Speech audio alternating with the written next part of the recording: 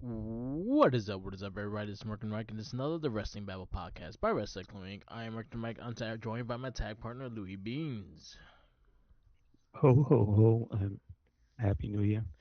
And yes, Happy New Year. We are in 2026. That's crazy. Anyway, we have say goodbye to the ace of Tanahashi. He has retired this morning, so I did get to watch that match. It was a good match, and it was sad to see the guy go. I see how much he means to the New Japan Pro Wrestling world and the wrestling world in general. Like, think Japanese John Cena, and that's him. hmm Um, so John Cena and him almost at the same time, like one after the other. I still say somebody should have worked Magic and let them have one match. Yeah, I agree. They should have moved the mountains because they both were going away, right? Yeah, I think that was something. Honestly, I say if New Japan wasn't playing with AEW, I think that could have been. I think that could have been closer to happening. But yeah, but Yeah. I'm just saying, Yeah. realistically, they are two human beings. I bet you, if you would have put whatever differences aside, or just for the event, that would have been something ridiculous, right? True. I would have definitely watched it. hmm So yes, our last match with the Ace was this morning. New Japan Wrestle Kingdom was this morning. I did not get to watch it yet, but I did watch the women's IWGP and the New Japan Strong title match. That was the only one I caught, and that was a really good match. Okay, I got to have to make sure I check that out. Yeah, it was good. It was brutal, and I feel like we may not see Saya might go somewhere else. I think she may. Damn, people. I could see her in WWE. I could also see her in AEW. I could also see her just making a debut in America because her style is just that style, and her just her aesthetic works. So I could see a lot of people really looking at her, or I could just see her returning to Stardom. So it depends. Did somebody talk about her contract? Because I Sh- don't, I She don't know did. where that's coming from. She said what? She did. She said, "I am tired and I want to take a vacation." After the match at the press conference, she was like, "You know what? I'm not rest. I'm tired and I'm not doing nothing until this match, and that's it." And that's exactly what she said. It's funny. Oh, that's okay. That's cool. Yeah. But that doesn't sound like somebody's leaving a promotion. No, What's that? but who Hmm? knows? Who knows? But I could see her as a targeted person for any promotion. I think her aesthetic like works. So and hopefully it will hopefully it stays. I don't know, but who knows? I But I could mean, see her being a big target. personally, I hope she doesn't leave because as of right now, I don't think anybody's capitalized the right way on any of these young girls Sadly, true. recently, except maybe Stephanie. Yeah, Like the heights, I'd say that Mina hasn't yet hit the heights yet, but she's like just gotten started. yeah, And again, she's actually been high profile, so it's not like she's got lost in the shuffle of the 75 women that work there in AEW. yeah, But on the other hand, like they flip flopping back and forth with Julia. You saw it; she just won her title back. yeah. It was a good She didn't. She match. didn't need to lose it. No, If she did need to have it, then she could have had the world title. Then she could have fought Stephanie on Raw because I think that was a better fit for her. But eh, do I think the Julia project since she left NXT has been a success? I gave it nah, a hand that weighs back and forth. I call it yeah. mid.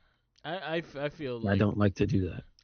Julia's lost a little bit, and the sad shit is like she's I'll still just get put yeah, before you go. I'll just point out in perspective of how big of a like get she is. Like she was the one. yeah, Not she's not the two. She wasn't the afterthought. She wasn't like the oh man, the other girl on the side in Stardom. She's good. She was like no, she's the one. So to see the one be like, yeah. She was talked in the same realm as Io Sky before she went to WWE. so they that's what I'm Yeah, saying. prefer perspective. Yeah. But we would go into our weekend wrestling in a bit. But first, we have our wrestling retrospect, and you picked Christmas matches. Because something's always happening, and Santa is not who you think he is. And that my first match is Mankind versus Santa Claus Boiler Room match. This is Christmas Madness on Monday Night Raw, December 20, 1999. Do you remember this? I do, but briefly. I saw a little bit of the clip before we started the cast. Okay, so the entire clip is maybe 6 minutes, but it's entertaining from beginning to end because McFoley is hilarious the entire time. From the interview with from the interview with Michael Cole, where he slips, he basically makes a poem out of his promo about beating up Santa Claus, and it's good. Then he gets beat up by the Mean Street Posse and thrown into the boiler room because they like you talking too much. Yeah. And then you hear Mick Foley go, "Oh, that's embarrassing. I just got beat up by the Mean Street Posse." He says, his character says that out loud while he's walking around, and then he sees Santa Claus, and it's just a hallmark Santa. This guy's not really a wrestler. Although when you think about how tall Mick Foley is and how tall the Santa is, it's like maybe that was a wrestler. Yeah. I don't know, but he doesn't do anything. And then he gets jumped by three Santa Claus, and of course the three Santas are the Mean Street Posse. He beats them up, and then he's about to leave, and he gets jumped by two more Santa Claus. I just It's just ridiculous. I won't go through the whole thing, but it's out of the three, this is no question the funniest shit I think I've seen regarding Christmas matches. It's comedic timing is perfect, so you should watch this one. Nice. My first one also has a lot of comedic timing, and just the costumes were great. It is the New Day versus Rusev and Aiden English. This was on SmackDown, uh, 2017. Yeah, December 19th, 2017. This is for their Christmas special episode. Um, it's New Day as reindeers versus Rusev as Santa and Aiden English as a snowman. Okay. All right. Um, it was a ridiculous match because again, New Day rules. Big E wasn't part of it, and they did some crazy shit. Aiden English and New Rusev were the heels of the match. They're still like the Rusev Day started going, but again, they were still the heels. Very fun back and forth match. I think these guys always had great chemistry with Aiden English and Rusev. They all came from NXT together. Um, but this was also won by a surprise present and a roll up by Xavier Woods. What was in the box? It was like the Bootios box, Oh, okay. the All right. Christmas version. Oh, All right, so that was a fun match, and that's my first one. the second match I picked is the let's see, what is the exact name of this match? 8-man tag team Christmas Chaos cage match. That's a lot. Before I tell you, can you guess the promotion? Christmas Chaos, Yes, 8-man tag team Christmas Chaos is it's the name WCW, of the match. No, close. ECW. N- no, Is it NWA? no. That's all I'll give you. It is TNA. Okay, that would be This my is last guess. this is from Impact, December 20th, 2007. The stories going into this one because they're doing their best on commentary. There's Christy Hemme who wears underwears over her underwears on TV Yep, yep. with Lance Hoyt, who is the now we know him as Don Callis's jobber killer, but never gets a win on regular TV. Nope. You know what I'm talking about. Um, we have the cowboy from Beer Money, uh, James Storm, as Santa Claus. So that dude, and he's with Jackie, and she's Mrs. Claus. So that's literally like about the all the Christmassy. No, no, no. You get Miss Brooks in a sexy Mrs. Claus outfit, and I think that's pretty much the end of the festivities because then LAX shows LAX shows up, Big Papa Puff shows up, Booker T shows up. Like it's just everybody else is just upset. And then they tell you that one of the guys threatened Charmel, and so that's why Booker T's in the like he's pissed off in the match, and that's the guy who gets his ass whooped. It is R.I.P. Jimmy Rave is the person. Nice. So I don't know if you remember. Jimmy Ray. No, it doesn't ring a bell. Rave, like Rave dance. There was one part of the match I'll say you might want to see it. It might be a clip where Hernandez grabs him by the throat and he stands maybe like 2 feet away from the cage, the side of the cage, Yeah. and he yokes him upside down, head first into the cage, and he bounces off of it. It looks disgusting. So you should see that. Booker T wins the match also, so he gets his payback. Cool. Oh, you know what? You know how festive the match is? It's a six-sided cage with Christmas lights and bows on it. It is the most gaudy, tacky wrestling thing I've ever seen. So you should check that out. My next match it is I think it's like a it's I think they started the Miracle on 34th Street match, but it is John Cena versus Alberto Del Rio. This one I just picked because there's a viral pic of him opening up a chair as a gift and being so happy to see the chair. Okay. So that's the main reason why I picked it. This was for the WWE Championship. This was on a SmackDown near Christmas. Try to get the year real fast. Uh, it is 2012, December 24th, 2012. So this was legit on Christmas Eve. This one used everything, but the funny thing is there was gifts all around the ring. Also, the Christmas trees were used as well, and each gift that was open had a weapon in it, and it was used a couple of times. It came to a point that uh, the Real's sidekick, I forgot his name, Roberto. No, I forgot his name. The one that you said announce him in. He kind of like tried to save Alberto with from getting a chair shot, and he's the one that took the chair. Alberto ran and kind of saved himself, and then John Cena does the AA on him. Ricardo Rodriguez. There you go. And he does the AA and does his whole special and stuff like that while Roberto leaves the ring. So that's how it ends. But it was a fun match. Again, a lot of Christmas festivities and the gifts opening and it being weapons and stuff was hilarious. So there you go. Okay. I just wanted to make sure. I want to make sure I saw the words on what's her name's hat. Jesus, it's not Natalia. Um, do you remember? See, this is what happens when you're not on TV. I start to forget the person's name. Team Bad, Tamina? Tamina. So the match is WWE Raw Christmas 12 Divas Jingle Bells match, and it's bells spelled like Belle from Beauty and the Beast. Okay.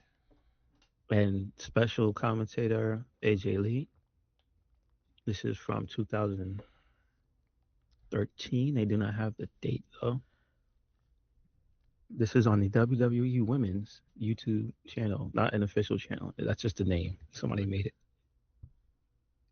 So it is the Team Divas versus the Team Divas. So Yeah.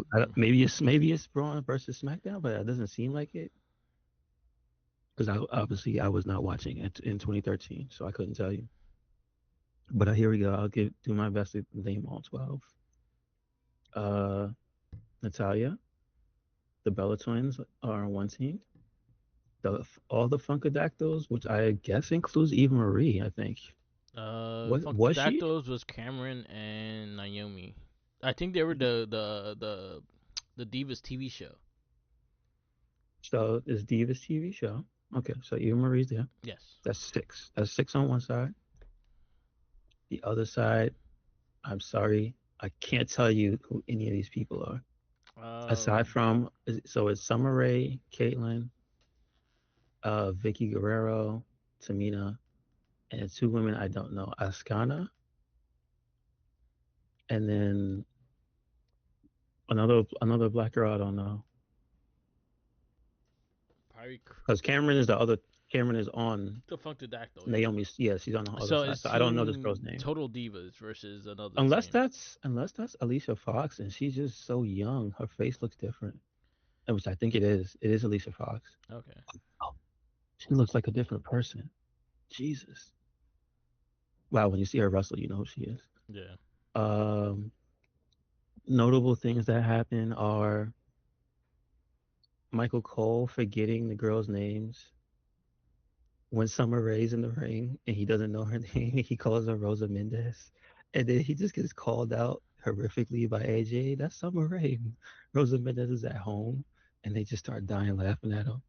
And then King goes, "This is what I have to work with every week," which is hilarious because Cole still forgets the names today. Yeah. Um, there is like a Rockettes spot in the ring where all the divas start one by one spinning. So first is Natty, and then she does her clothesline on the girl, and then the rest of the cast slowly starts linking up with her. So at first is Brie Bella, then Cameron, then Naomi, then then Nikki Bella, and then last is Eve Marie. And so it's six women running in a circle in the middle of the ring, and they were clotheslining the opposing team as it was getting bigger. So it is convoluted, but the way they pulled it off, it actually looked funny. Nice. So there you go. And then Vicky Guerrero has reindeers, and somehow Brie gets distracted, and Vicky spears her in the butt with the reindeer horns. But they're soft, so she has to pretend that they hurt. And Yeah. and that just made me laugh. This match is not great, but it's kind of funny. And Natty does a sharpshooter on the girl Ascana, who again a highlight was AJ said she looked like a sexy fruit roll up because of her outfit. A lot of visual jokes. It was pretty funny. So there you go. Yeah. My final one is Attitude Era kind of style. It is Stacy Keebler versus Tori Wilson in the eggnog match. This was in WWF Raw 2021. 2001. Sorry, 2001. Um, I'm guessing it'll be within the weeks of Christmas. I don't have the actual date of it, but you could tell them two are good friends because they beat the living snot out of each other what they can, and they try to drown each other in eggnog. I feel bad for them after the match and actually smelling eggnog on them for the rest of the day.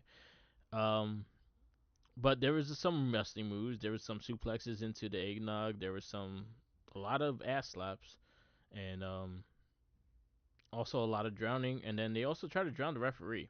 So there you go.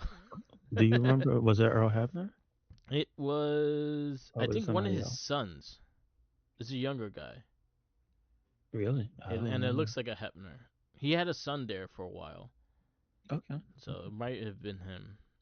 But it was a fun match. Stacy Clipper actually wins. She caught her with something, a foreign object that she found, and knocked Tori Wilson to win. Okay. Foreign objects. Fucking ready to rumble. It was a brick. Yeah. Fun match, and yeah, that's our Christmas matches. We'll have a new wrestling retrospect at the end of the show. Um, it's been an interesting couple of weeks, but we do have a year end kind of list, so I guess we go through that and actually talk about it and more in that, and then we go into everything else. Um, so the categories we had was top male wrestlers. Who you have? I had it down. Let's see. Well, number one, I said I think I'll put Javon Evans. That's a good one. Number two, I would put Kyle Fletcher just for the quality of his matches, and he was TBS champ most of the year. Yeah, Um, Number three, I would say uh, it's tough, but I would say Ego. that's a good one. Be between Ego and, to be honest, Mike Santana. That's a good one too. Mike Santana. Um,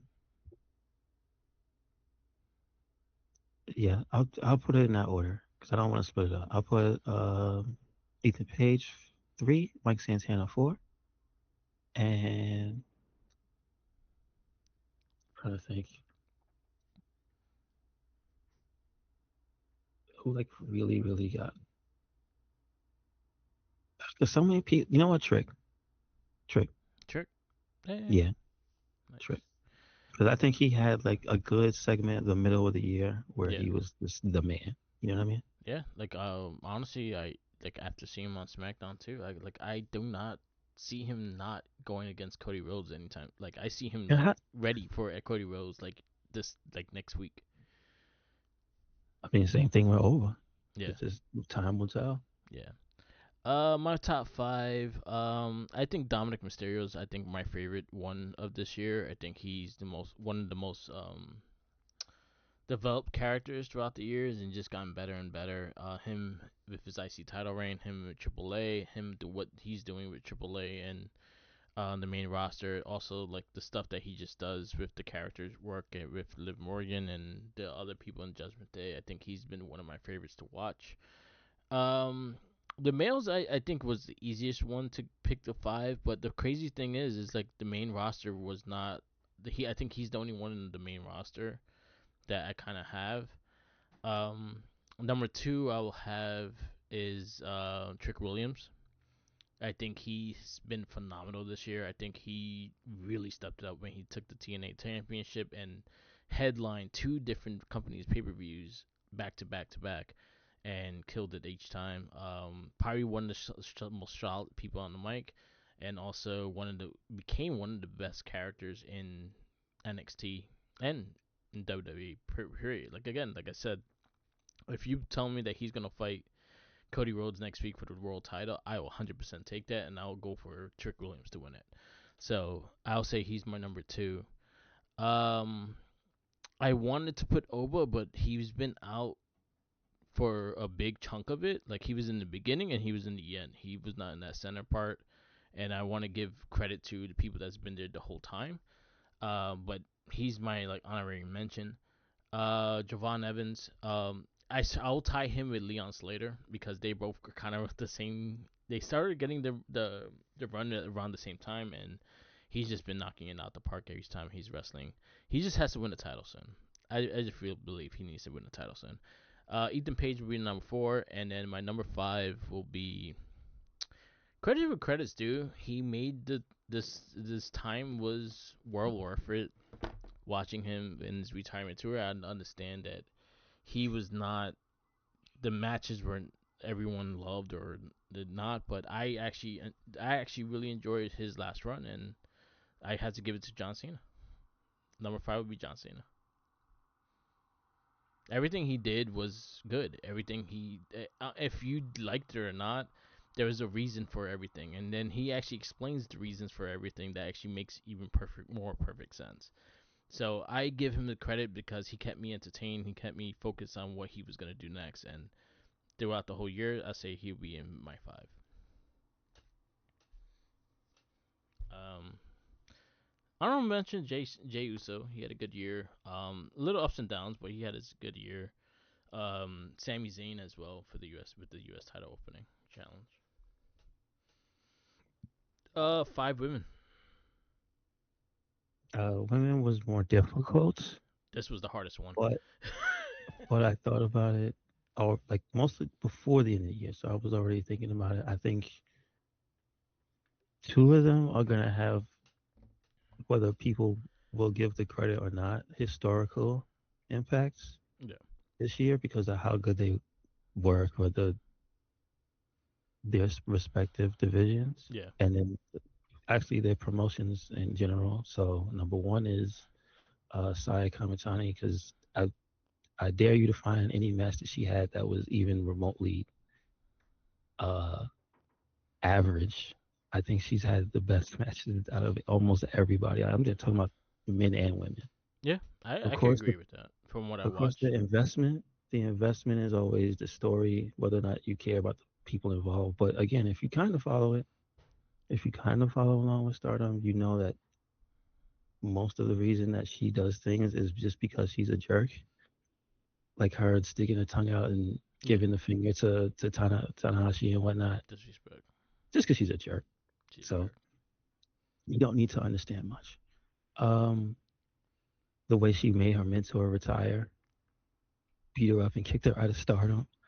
So it's kind of like that saga alone for those two is probably more solid storytelling than a lot of the things that the main roster has been selling this year, if you know what Yeah. I mean. Yeah. Then I'd say number two is Monet, and not even just for anything she did it solely in AEW, just because she literally put places you never heard of on the map. Yeah. Like everywhere she went, it was actually an event, and then it was brought so much attention to whatever place it was that she went to that like, oh, I've never heard of this, and she's their champion. Well, let me look out at this promotion. So there's legit for me been three or four of those places she went to that I realized, oh, so and so wrestled there and they came from there. Oh, okay, I'll look at this. And then you find out they have a YouTube channel. Nice. So I I'm only speaking for myself with that, but I can imagine anybody else that did the same thing. The So only that's number person two. close is Cardona. That when he went to the Indies, and then he kind of did the same thing what Monet was doing. Just Mhm. highlighting the independent scene where he was at, and he made sure that show sold out, whatever he had to do. So, yeah, it's a perfect example of what you need to do to just make your name. And she killed it. She had what 14 belts at peak, and then she started losing all of them.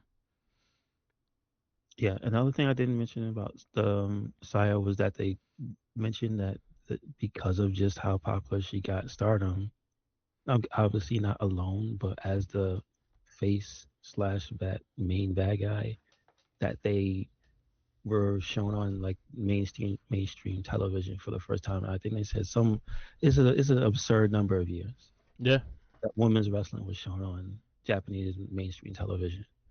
yeah, And it's like you like what? nice. Because to us we think it's such a commonplace thing that it would just be in some way, shape, or form. Yeah, But it's like, nope, it's not. And like, damn, okay. So literally, she made history this year. Monet made history this year. From there, that's pretty funny.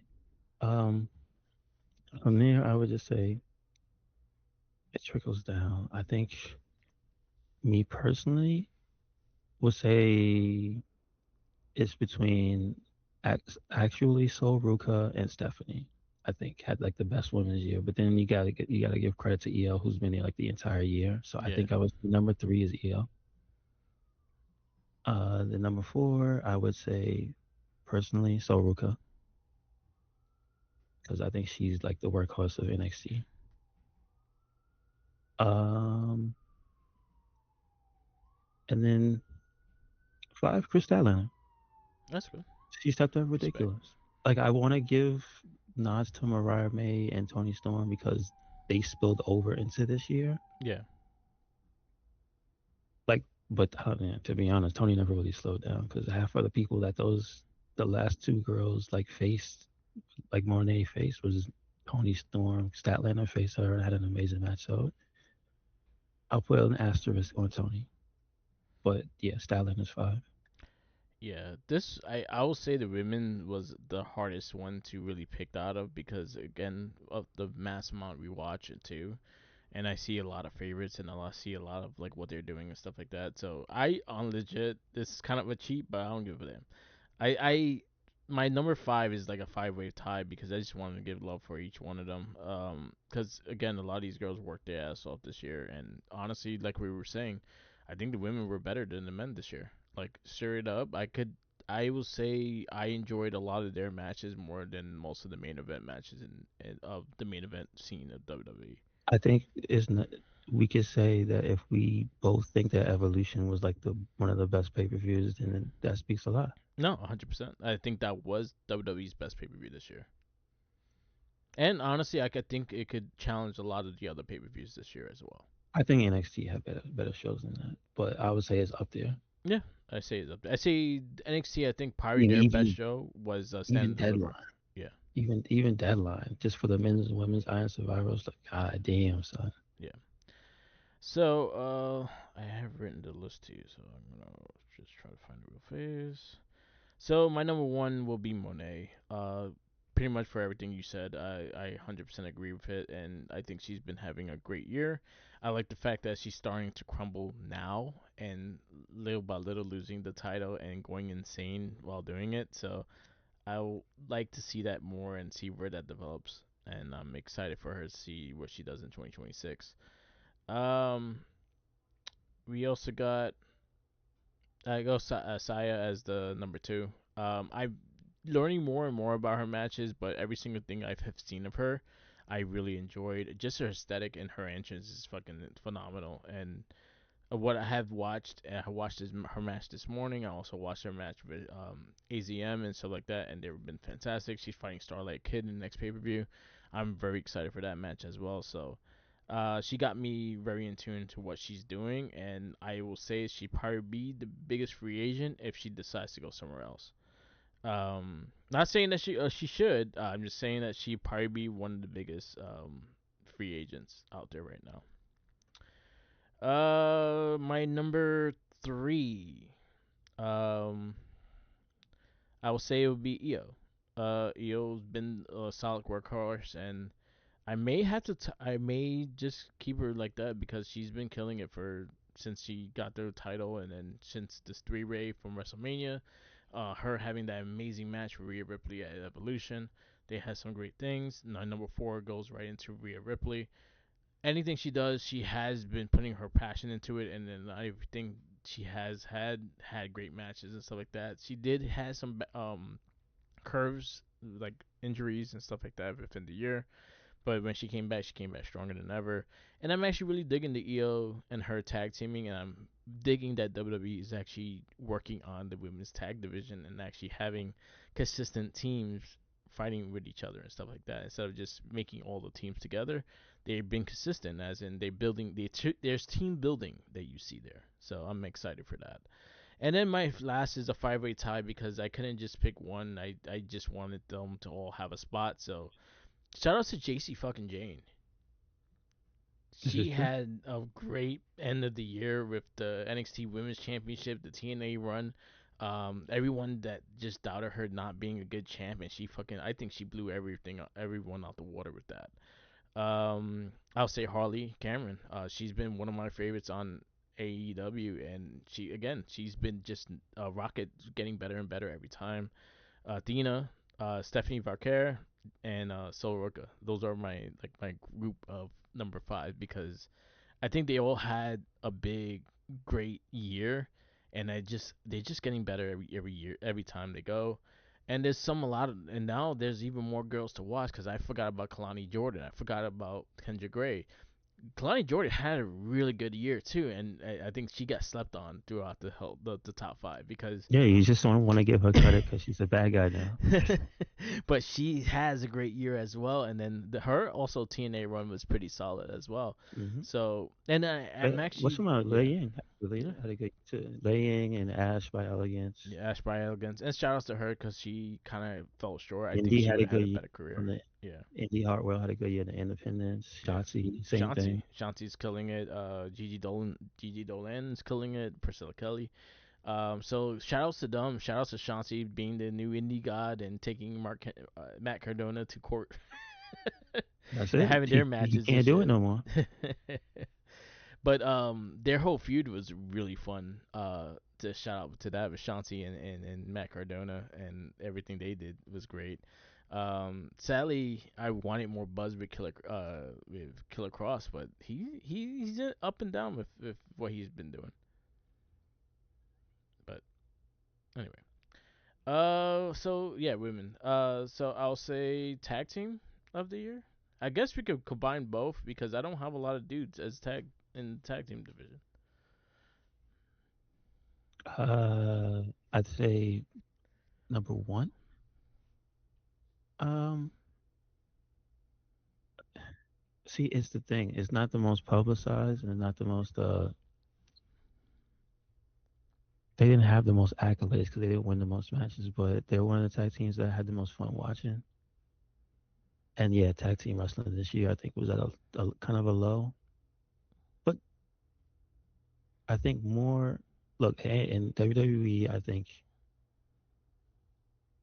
it's just a lack of like focus on them being top guys Yeah, when they're the tag champions is the problem one because they hundred percent. always just feel like another match on the show and not the number one out of an entire division when they're not the Usos. It's like you could just see it now. Yeah, There's a different type of air when it's them because of how they regard them. I'm talking about in the lore, how they always just regard them, so they always got to treat them a certain way. But then everybody else kind of feels like, just a guy in the show. So it's like, doesn't feel great. So I would say my favorite tag team of 2025 was the Outrunners. nice. Uh, Tell them Turb. Uh, Most fun matches. Unfortunately, you have to find you gotta dig to find the ROH stuff, but it is on YouTube. So listen, I take any chance to watch. Look, they're the reasons I would watch a collision alone. Okay, so there Yeah, you go. Them and Harley Cameron. So um, I guess number two, I would say New Day. Still New Day because I believed in them trying to be bad guys. I think their theme song is dope. I feel like they just given the time a day. Like I feel I like they had to make their own mark and just like Twitter tweets and shit like that, and they didn't really give them that opportunity to capitalize on that Big E thing. they had like that's what I was about to say. I think, and this goes to the entire year. There was so many like here's a moment on a silver platter. How you ruin this Yeah, for some other old mediocre shit? I'm just saying, just being honest. So that's kind of how I feel. I think they were robbed this year. They were trying extra hard. So I would say New Day is number two. From there, I would give credit to Street Profits because I think they had some of the best tag matches this year. Period. yeah, Because you forget how long the year was. Maybe yeah. they weren't active for the last two, right? But they were there for the other 10. That TLC match after They had WrestleMania. two, Yeah, two of those in 1 year, and they were both great. yeah. And just great tag matches. So I'll give Team Street Profits. Number four, I'd say the Hurt Business because they were another one they trailed off. Like they started the year strong, had good matches. They created a whole faction for Ricochet, and now they've just kind of turned into dust. What happened to them? They're still there. He's the national champion. So, oh, But what her happened? No, business or her syndicate? yeah, Bobby's hurt. exactly. Oh Bobby's hurt, and man, Shelton been doing singles. He's gonna fight oh Moxley next week man. for the title. All right, all right, that's fine. It was solid promos too for it, so I'm interested.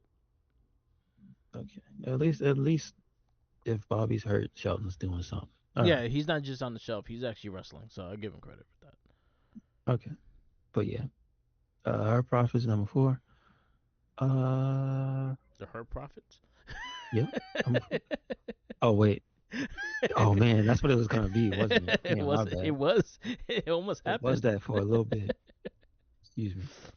excuse me, wishful thinking. So Syndicate is for who's five? See what I'm saying? I'm struggling to find a team. I think Like most of mine. FT, Yeah, like FTR was good this year, but did they have a great year enough for me to care? the back end was Not, solid. It was okay. yeah, that's what I'm saying. The back end was solid, but it's like that stuff with Edge was kind of booty. Yeah, I'm not gonna lie, the stuff with I Edge was I kind of think I booty. think you're missing a quite a few. I think Hank and Tank had a pretty decent year. Yeah, it's true. Naked Um, Tank. I mean, but Faxium, you know, like Axe Braxium. Yeah, yeah, yeah. Faxium, at least the first 6 months, and then they went to I'm SmackDown. for, that's see that's what's messing me up is that they people disappeared. Yeah. It's messing me up. Uh, And not let for me nothing, put. I was liking Briggs and this dude, and they kind of just derailed the tag team as well. But let me. All right, let me re-amend it. Yeah. I'll put her business at the bottom. I'll put him at five. I'll put Fraxium as two. See, they've been gone for so damn long, man. It's messed up. Fraxium at number three, and you just reminded me, Hanky Tank at number four. Yeah. Uh, and you're five, and you put Hurt at about five, First, right? yeah, yeah. So my number one is gonna be for the most part, I think they had a great year, and sadly, they haven't been used quite as often with Street Profits. I think them proving that they're that great of a tag team, they really showed it in that TLC, and they really showed it anytime they actually had a fight or a match and stuff like that. I wish they were used more.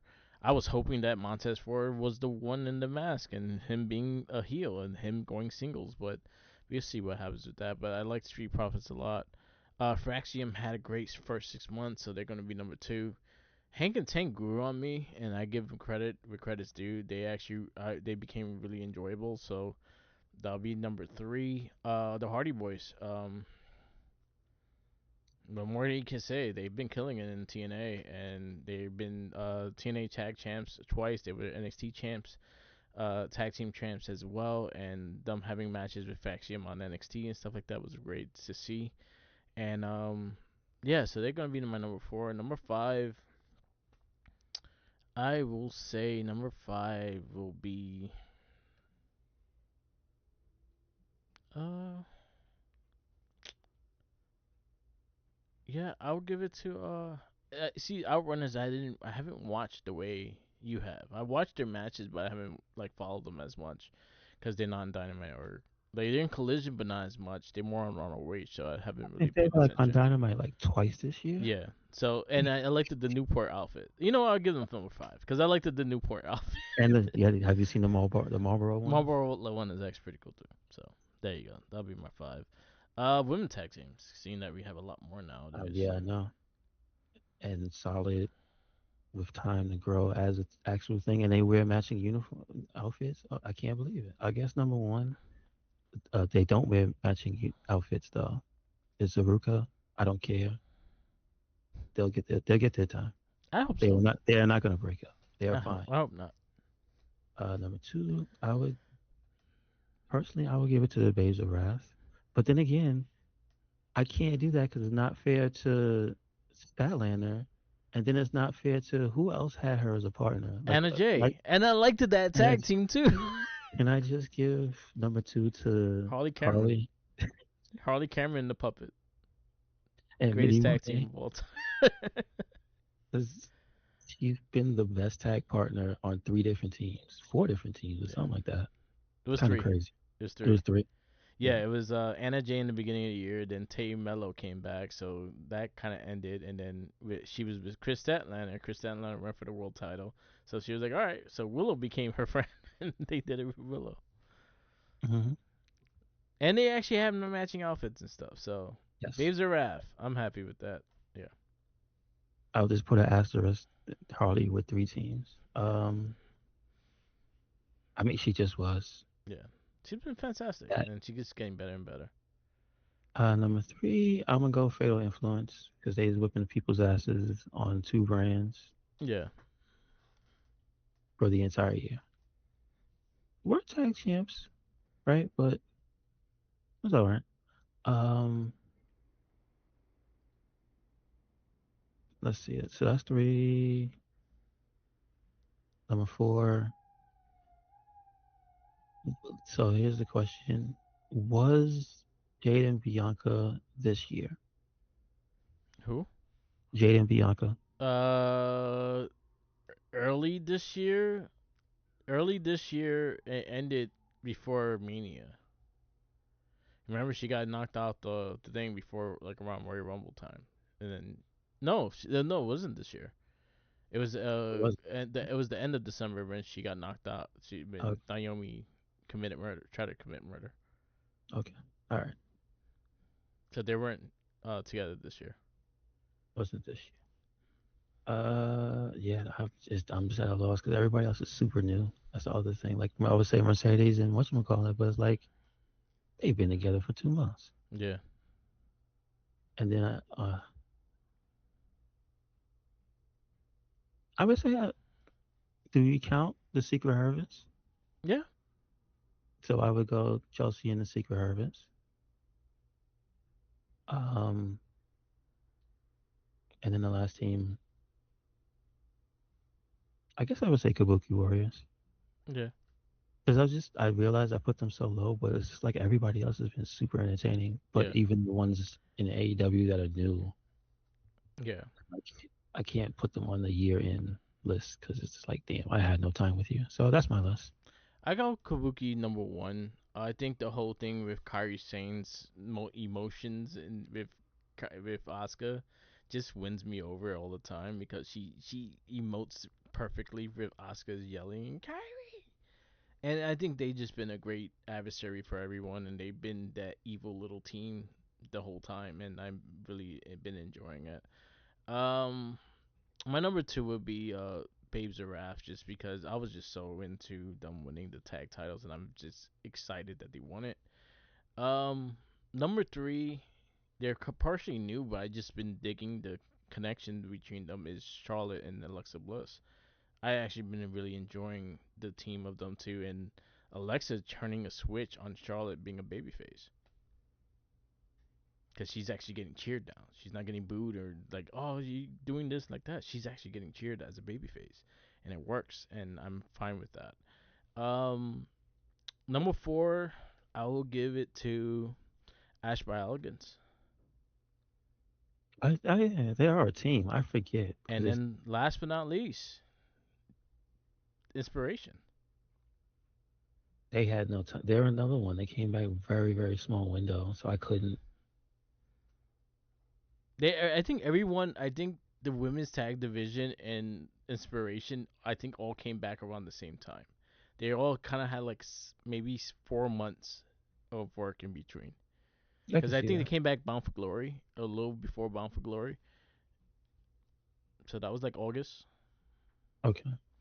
and stuff like that. So, but I enjoyed everything they did. They've been the tag champs for quite some time, and whenever I get to see them, they always have some great matches. I'll give Zai Lee and Brookside credit too, because they've been a tag team for almost a whole year. They just haven't won a tag title, but they've been a tag team the whole year. And I just like and so Ruka and Zarya, I actually been digging what they've been doing. I kind of would like to see them win the titles. I'm liking the emphasis of the women's tag division. I feel like they're getting more focused than the actual men's tag division now. And but I feel like them having the big names into that tag division is making it more interesting. Having Rhea Ripley, having Io Sky, having Nia Jax, having Lash Legend, she's been fucking killing it. Having Charlotte, having Alexa Bliss, having Asuka and Kari, having all those big names, Bailey and Valkyrie, having all those big names in the tag division makes it more entertaining. It's like seeing freaking like when Austin and teamed up with HBK as a tag team. You never thought that was gonna happen, but it happened. And I just think that it's bringing more eyes into that tag division, is making it more prominent and more willing to watch. I also want to shout out to Tony Storm and Mia because they have a whole tag team get up, and I love it. Okay.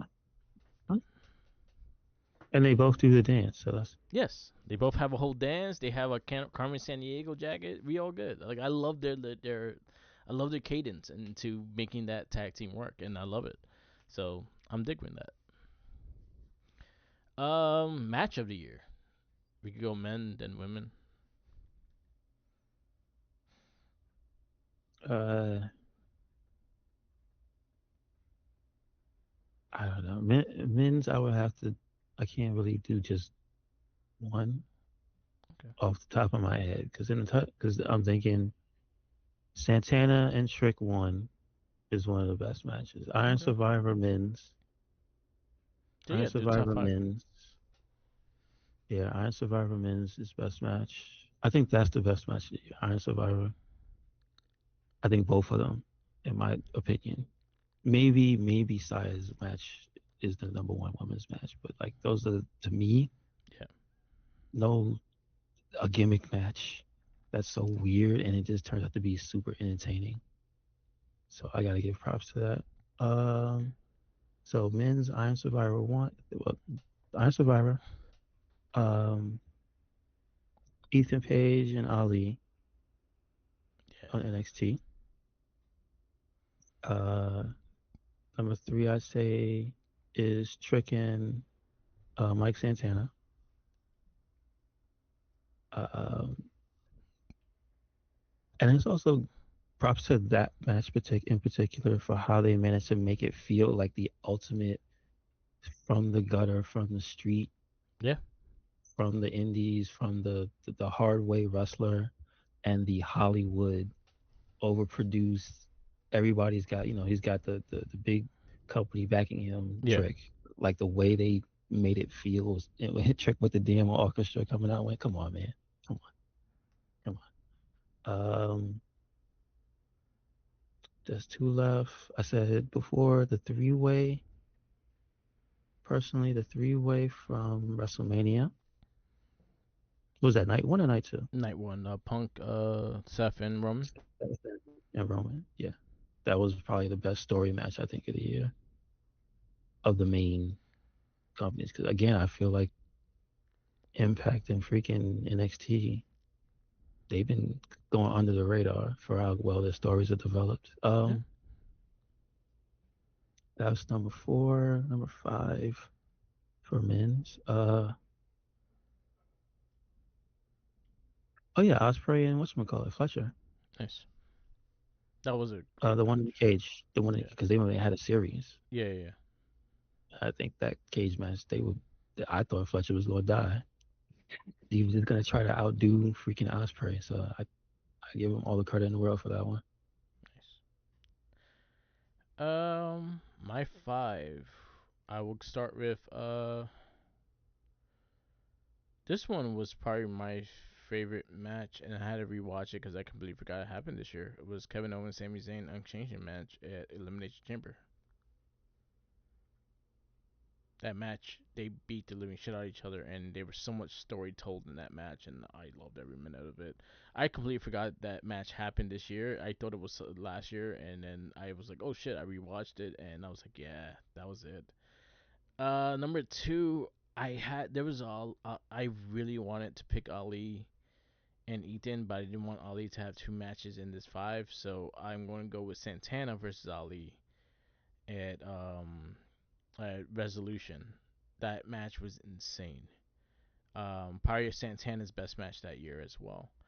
And actually, really good story going into it as well, because Ali was tormenting the shit out of him. Number three will be John Cena versus AJ Styles. I just love the essence and everything they did with that match, and I'm glad that made it even his final matches, because we needed that. I think the fans needed that match. Number four will be the TLC tag. Oh, I did that tag. Yeah, no, we didn't do tag, so I'm just gonna add the tag. The TLC tag match at SmackDown right after WrestleMania. Those guys had a reason why they wanted to be on that show, and they showed you why they should have been on the show. And then the last match that I have is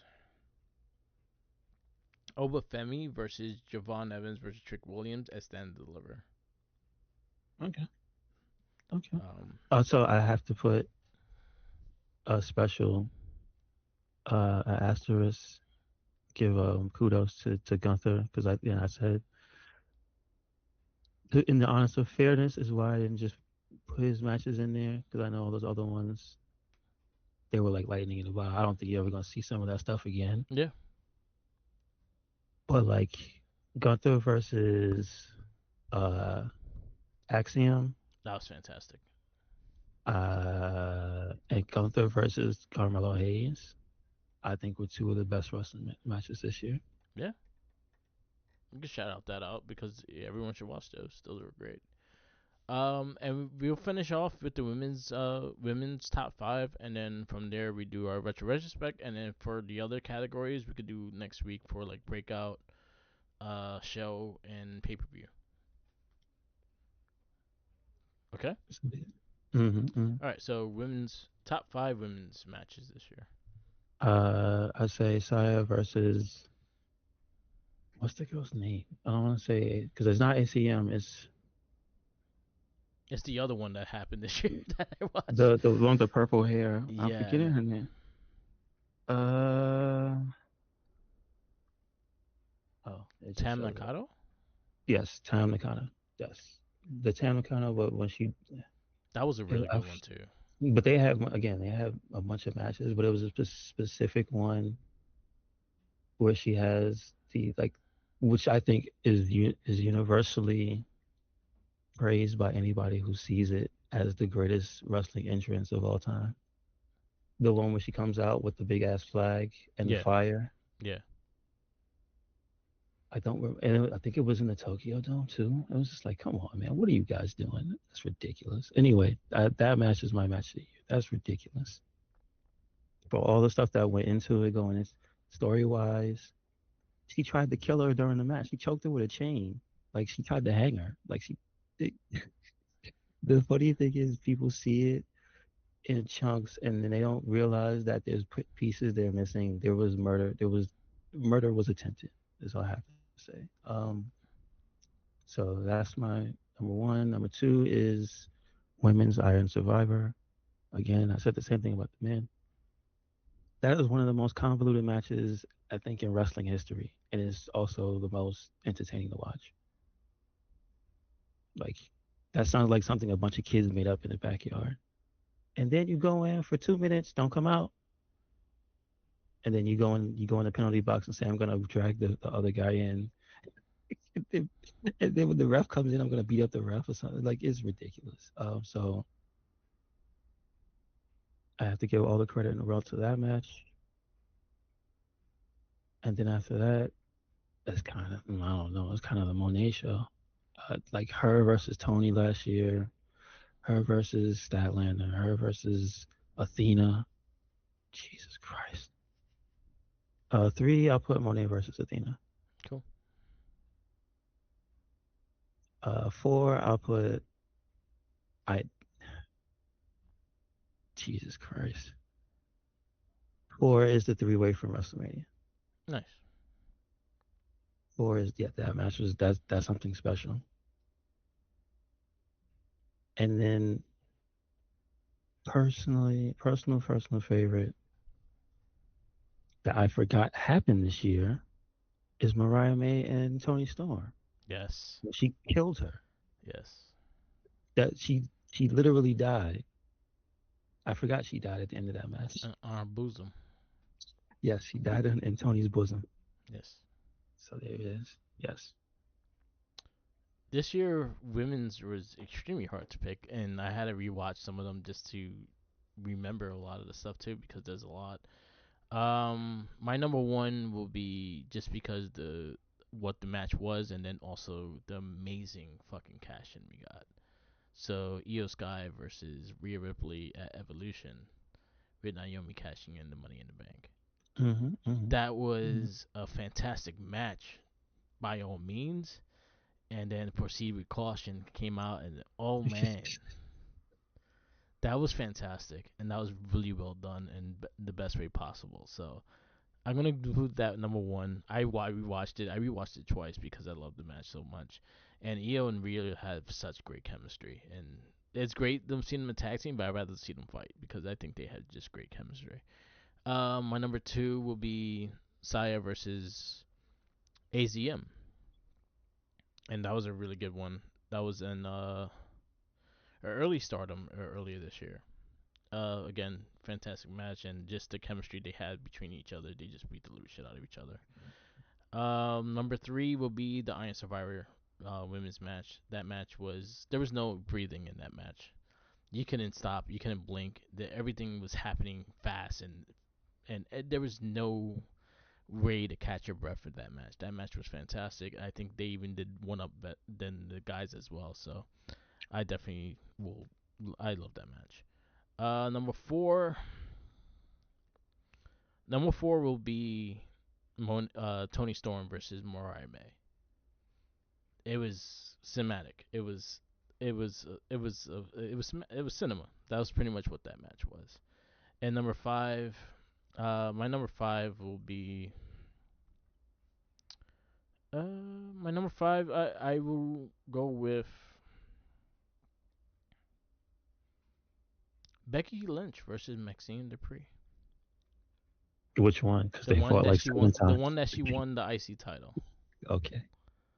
I think just the breakout and what they had her do and how they enroll and how Becky Lynch just kept building that match and Becky and I feel like we're not gonna if we don't shout it out, we gotta shout it out now. Becky Lynch is doing wonders for the IC title, and everything she's been touching with that title turns into gold. She's been building people. She's been getting people on notice and things like that. And it's been since the beginning of this year until the now. And that whole thing with Maxine Dupree was extremely good. And this probably was her best match. And it looked like she was like it was like fight or nothing, and she fucking fought her ass off. And you can see the work she's been putting in. And I give a lot of credit to that match. Shout outs to honorable mention was Monet versus Harley Cameron, and I love that match as well. Um, I think, let's see, honorable mentions was oh shit, I forgot one. go ahead, go ahead, go ahead. Um, Fucking Blood and Guts, women's. Yeah, I was gonna say, yeah, Blood and Guts match. It just got squeaked out because I remember Mariah May and Tony, Yeah, but that was my number five. Before Blood and Guts, the match you mentioned with the cash in, yeah, because yeah, I think that's probably one of the best cash ins of all time. yeah. Uh, Trying to think, there was a few. Just like I said, Statlander and Tony Storm. That was a good match. Um, and You, freaking what's it called it? Winning the damn championship in NXT. Tatum. Tatum. Tatum. But Yeah, that was more of a moment because the yeah. match was solid, but it wasn't that. No, the match I want to shout out was Io versus Stephanie Riquet. I thought that was one of the best Oh matches yeah, also. that was the best thing in And WrestlePalooza. she hit the Spinal Tap perfectly in that match, and it was like, yes, That was fantastic. yes. Another one to shout out, and I'll say that was really early in the year, is the North American Championship final. Okay, I don't remember. You gotta Kalani remind me. Jordan versus Sol. Oh, okay, yeah, yeah. I forgot. Yeah, just thank you for reminding me. That was That was this fantastic. year. Yeah. That was this year. All right. Yeah, the Or rather, years that is so was long. last year. Excuse me. Oh, it was Excuse me. last year. Okay, so But my no, bad. no, I'm saying it's 2020. The year already Yeah, changed. yeah, yeah. It changed the year. So, all right. So we go to a wrestling retrospect. I guess have you picked Tanahashi? Okay, I don't know. Let me look real fast. I don't think we have.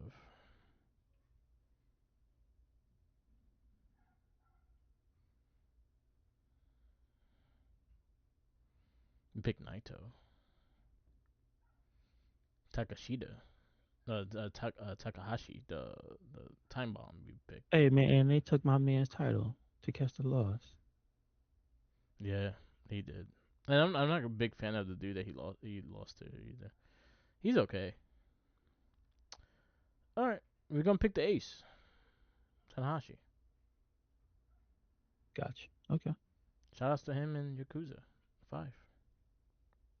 put him back in. Make him a permanent character.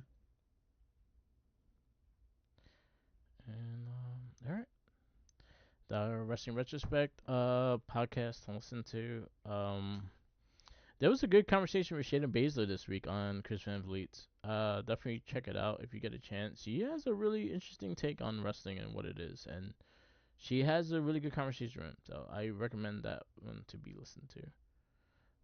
Okay. Um, Oh, just a shout out since he's doing it now. Matt Cardona is putting out his store as everything is out of stock because obviously he's got a new job. yeah, shout outs to So if you fucking Matt wanna Cardona.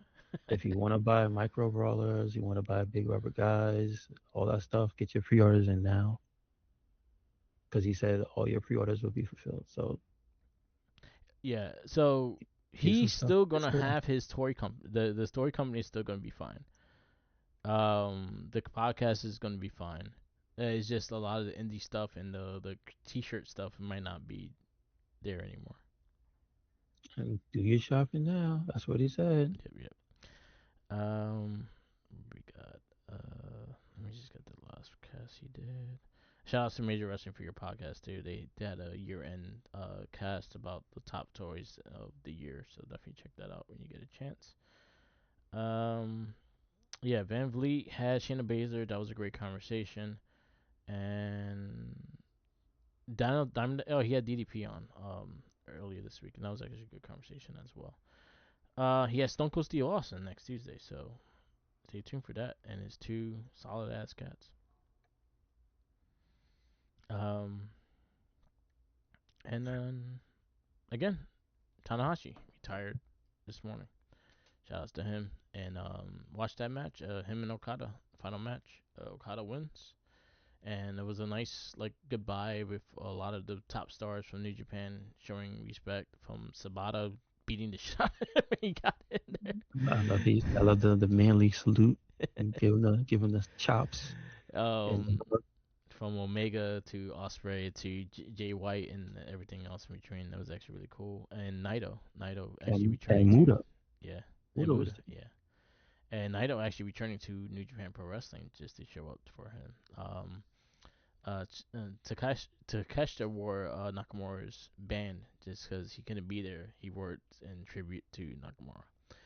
Um, so shout outs to Tanahashi, and he's still running New Japan Pro Wrestling. So he's the you president.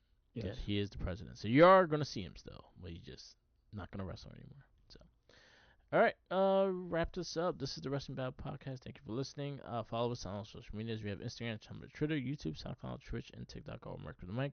Also follow Red Cycle Link. Make sure you follow us anywhere and everywhere. Recyclonic. That is Twitter, Tumblr, Instagram, YouTube, SoundCloud, and Spotify. And we Yep. got a WordPress, so do it. All right. Peace out, ladies, and no reason. Remember, follow the jinkies. Peace.